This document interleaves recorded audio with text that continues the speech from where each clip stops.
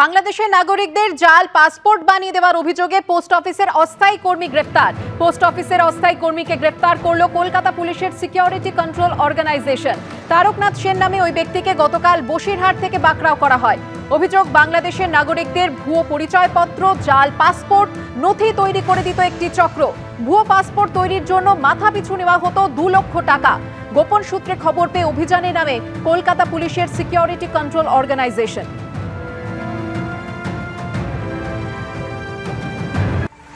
বাংলাদেশের নাগরিকদের জাল পাসপোর্ট বানিয়ে দেওয়ার অভিযোগে এবার পোস্ট অফিসের অস্থায়ী কর্মী গ্রেফতার। পোস্ট অফিসের অস্থায়ী কর্মীকে গ্রেফতার করল কলকাতা পুলিশের সিকিউরিটি কন্ট্রোল অর্গানাইজেশন। কথা বলবো, সরাসরি চলে যাব, আবির দত্ত রয়েছেন আমাদের সঙ্গে। আবির,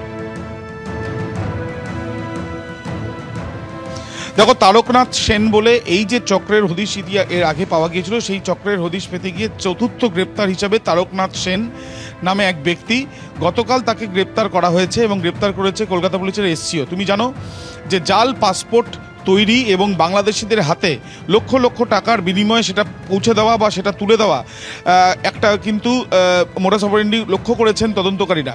এবং অর্থাৎ যে একটা চক্র সক্রিয়ভাবে কাজ করছে জাল পাসপোর্ট তৈরির ক্ষেত্রে, এবং সেই জাল পাসপোর্ট তৈরির ক্ষেত্রে মূলত যে আইডেন্টিটি কার্ড লাগে, অর্থাৎ আধার কার্ড, ভোটার কার্ড বা প্যান কার্ড, সেগুলোও কিন্তু জাল তৈরি করা হয়েছিল। সেগুলো কোথায় তৈরি করা হচ্ছিল সেগুলো তারা খতিয়ে দেখছেন। এর আগে আমরা জানি গত পরশুদিন সমরেশ নামে এক ব্যক্তি, যে এই তদন্তে যেটা প্রাথমিকভাবে তদন্তকারীরা জানতে পারছেন যে অন্যতম কিংপিন এই পাসপোর্ট তৈরির ক্ষেত্রে সে, এবং সে এই যে পুরো চক্র একটা তৈরি করেছিল, সেই চক্রের অন্যতম এই তারকনাথ সেন মনে করছেন তদন্তকারীরা।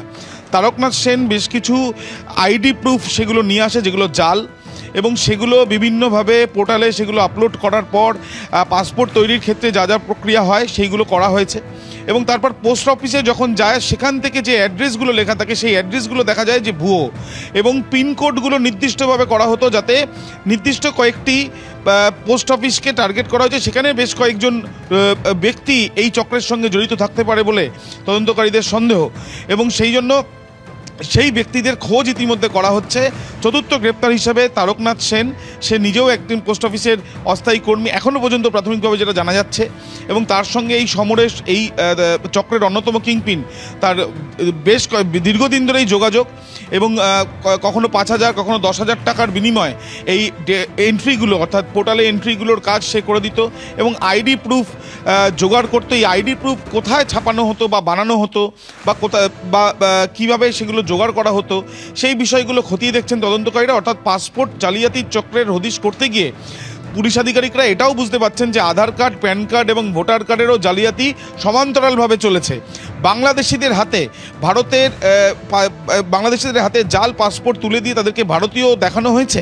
তারা কি এখনও পর্যন্ত এখানে রয়েছে বা তারা অন্য কোনো বিদেশে চলে গিয়েছেন, এই সব বিষয়গুলো তারা জানার চেষ্টা চালাচ্ছেন। ইতিমধ্যে বেশ কিছু তালিকা হয়েছে এই সন্দেহভাজন পাসপোর্টের, সেই সূত্র ধরে বাকিদেরও খোঁজ করা হচ্ছে বলে পুলিশ সূত্র থেকে জানা যাচ্ছে।